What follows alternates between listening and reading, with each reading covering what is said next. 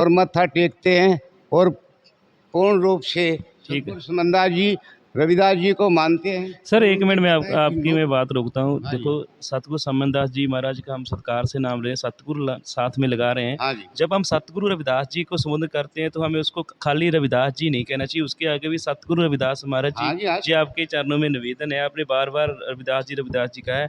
हमारे पंजाब में अगर कोई ऐसे बोलता तो हम उस पर अपती जमत करते हैं कि आप हमारे गुरु साहब का सत्कार नहीं करते। सो प्लीज़ यही बेनती है कि सतगुरु जरूर बोलें, क्योंकि ऐसा आपके है वीडियो जो लोग देखेंगे वो मुझ पर कमेंट करेंगे सर कि ये आपने क्यों नहीं रोका जी। है सर जी। सतगुरु रविदास जी के जो है ना, उन्होंने समनदास जी ने उनकी परंपरा को आगे बढ़ाया है। बाबा साहब के पास में 32 डिग्रियां थी और 9 भाषाओं का ज्ञान था। उन्होंने अपने समाज के, गरीब समाज के, दलित समाज के उत्थान के लिए प्रयास किया और संविधान का निर्माण किया। लेकिन आज भी जो है, जो कुरीतियाँ हैं, जो चालाक लोग हैं, वो इस समाज को आगे आने के लिए भरपूर प्रयास करते हैं, षड्यंत्र करते हैं और इनके साथ में दुर्व्यवहार करते हैं। आज उनके बाद में सतगुरु समनदास जी आए हैं। जिस प्रकार कहा जाता है कि भेड़ के सतयुग के अंदर सिंह और गाय एक ही घाट पे पानी पीते थे, वो उस बात को समनदास जी ने पूर्ण किया। आज उनके सेवक बनिया, ब्राह्मण, जाट, गुजर, चमार, बहुत सारे जो हैं सेवक हैं। हर बिरादरी में उन्होंने जो है ना, सतगुरु समनदास जी ने सबके घरों में रविदास जी के पूजा स्थान बनवाए हुए हैं। सुबह शाम वो गुरु जी की आरती करते हैं और मत्था टेकते हैं और पूर्ण रूप से ठीक है सतगुरु समनदास जी रविदास जी को मानते हैं। सर, एक मिनट में आपकी मैं बात रोकता हूँ। हाँ जी, देखो, सतगुरु समनदास जी महाराज का हम सत्कार से नाम रहे हैं, सतगुरु साथ में लगा रहे हैं। हाँ जी, जब हम सतगुरु रविदास जी को संबोधन करते हैं तो हमें उसको खाली रविदास जी नहीं कहना चाहिए, उसके आगे भी सतगुरु रविदास महाराज जी हाँ जी, हाँ जी आपके चरणों में निवेदन है। आपने बार बार रविदास जी कहा है।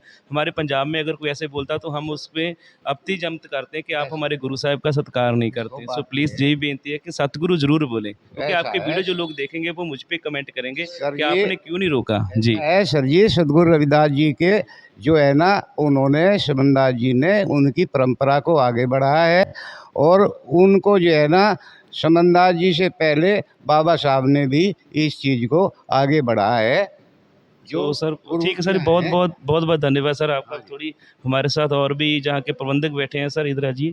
सर सतनाम, जय गुरुदेव जी, जय पी। सर आप थोड़ा सा हमें अभी हम लोग दिल्ली में खड़े हैं। सो आपका ये जो सत्संग भवन है जो सतगुरु स्वामी समरदास जी के नाम पर है।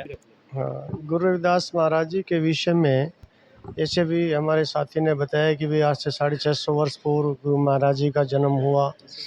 हाँ,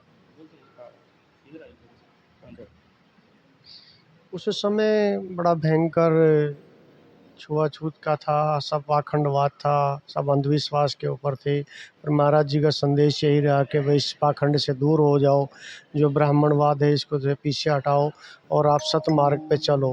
गुरु महाराज का सबसे बड़ा यही संदेश था, सत पे अटल रहो और ये गंदे खान पीन का त्यागन करिएगा आप लोग, जिससे आपके समाज में सुधार होगा। मांस मदिरा से गुरु महाराज ने भी संदेश दिया। उसके पश्चात गुरु समनदास महाराज जी आए हैं और स्वामी जी ने भी यही संदेश दिया इसी संगत को, जो कि भाई ये गंदा खान पीन से सब मुक्त हो जाओ, अपने बच्चों को शिक्षित करिएगा, संगठित रहो। बाबा साहब का भी यही संदेश था। ये तीनों, बाबा साहब राजनीति क्षेत्र में थे और सतगुरु संत शिरोमणि गुरुदास महाराज जी जो है ना, उस समय में आए थे। उन्होंने भी अपना जीवन समाज के लिए यही संदेश दिया कि भाई सब लोग जो है ना इकट्ठे रहो और इस जीवन को जो सफल बनाओ, अच्छा संदेश से रहो, अच्छे बच्चों को शिक्षा ग्रहण दो, सतमार्ग पे चलो। यही गुरु महाराज का संदेश। सर बहुत बहुत धन्यवाद, आपने काफ़ी जानकारी दी है। अगर सतगुरु रविदास महाराज जी इस दुनिया में ना आते तो हमारे हालात कैसे होते?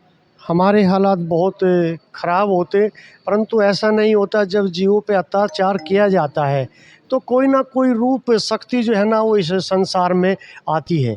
कब कोई धर्म के लिए, कोई आगे आता है, अत्याचार करता है, जीवन किसी जाति के ऊपर अत्याचार किया जाता है। उस समय पे इस SC ST जाति के ऊपर बहुत नाना प्रकार के अत्याचार किए जाता है। चमार जाति के ऊपर बहुत अत्याचार किया जाता था, क्योंकि इनको कोई अपने पास बैठाने का भी साथ नहीं देता था, खान पीन इनके ख़राब थे।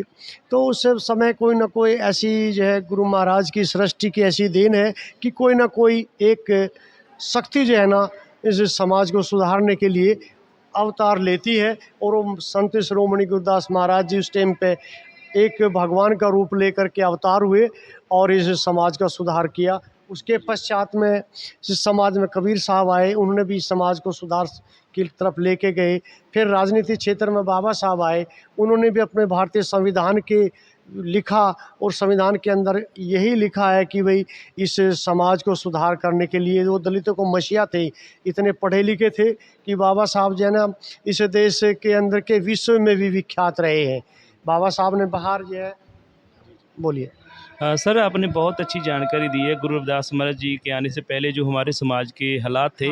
अगर हम पंजाब की बात करें तो बहुत पंजाब और भारत के, चलो पंजाब में तो कम था क्योंकि वहाँ पर लोग गुरु रविदास महाराज जी को जल्दी जान गए थे गुरु साहब के आने के बाद।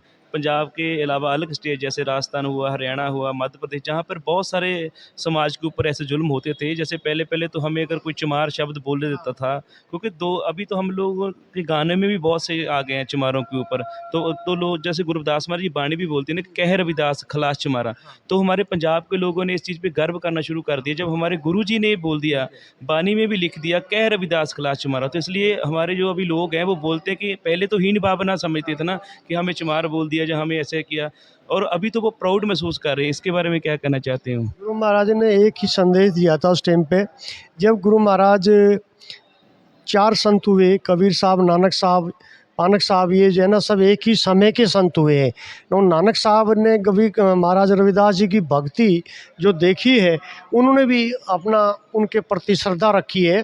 और उस समय के अंतर्गत जो भी महाराज रविदास जी का ग्रंथ लिखा गया था, वो भी इन पाखंडवादियों ने उनको तो गलत जगह पर ले जाकर के उनको जला दिया गया। उसके पश्चात जो गुरु ग्रंथ साहिब है, उसमें महाराज रविदास जी की 40 बानियाँ हैं। गुरु रविदास जी, हाँ, गुरु रविदास महाराज जी की 40 बानियाँ हैं। संत शिरोमणि सतगुरु रविदास महाराज की, सतगुरु ज्ञान भिक्षुक महाराज की जय, सतगुरु स्वामी समनदास महाराज की जय। सभी को सतनाम सतगुरु, जय गुरुदेव, धन गुरुदेव। बड़ी ही हर्ष और खुशी की बात है कि हम आज यहाँ दिल्ली की धरती पर आए हैं और हमारे साथ 20 लाइव से जस्सी गुड्डू भाई भी पंजाब से चल कर आए हैं यहाँ। और दिल्ली सादरा भगवानपुर खेड़े में सतगुरु रविदास, सतगुरु स्वामी समनदास के नाम पर बहुत ही अच्छा यहाँ गुरु घर बनाया गया है।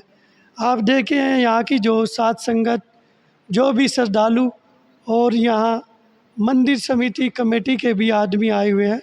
ये यहाँ का जो हिस्ट्री है, इतिहास है कि सतगुरु स्वामी समनदास जी ने इस आश्रम को उनके आदेश अनुसार बहुत ही सुंदर बना। आप देख सकते हैं इसकी 2nd मंजिल भी है। और ये जो यहाँ सामने सतगुरु स्वामी समनदास जी की तस्वीर रखी गई है, ये वियतनाम के पत्थर की है, बहुत ही सुंदर तस्वीर है। और हमारे बीच में जो मंदिर समिति के है, ये यहाँ का थोड़ा सा बताएंगे यहाँ के बारे में। आज सतनाम। आप सभी सतगुरु महाराज के नाम का जयकारा लगाएंगे। बोलो संत शिरोमणि सतगुरु रविदास महाराज की, सतगुरु स्वामी समनदास जी महाराज की, सभी सत्संग प्रेमियों की जय। देखिए, सतगुरु समनदास जी के आशीर्वाद से सन 1986 में छोटा जो मंदिर है जिसमें गुरु रविदास जी की मूर्ति स्थापित की गई है, वो सन 86 से यहाँ पे ये सत्संग का प्रोग्राम और भंडारे का प्रोग्राम होता आ रहा है। इसके बाद में सन 1993 में ये इस मंदिर की जो स्थापना की गई और ये 2 मंजिल तैयार है। यहाँ पे जो है ना ये संगमरमर का पत्थर लगा हुआ है महाराज जी की मूर्ति और गद्दी के अंदर।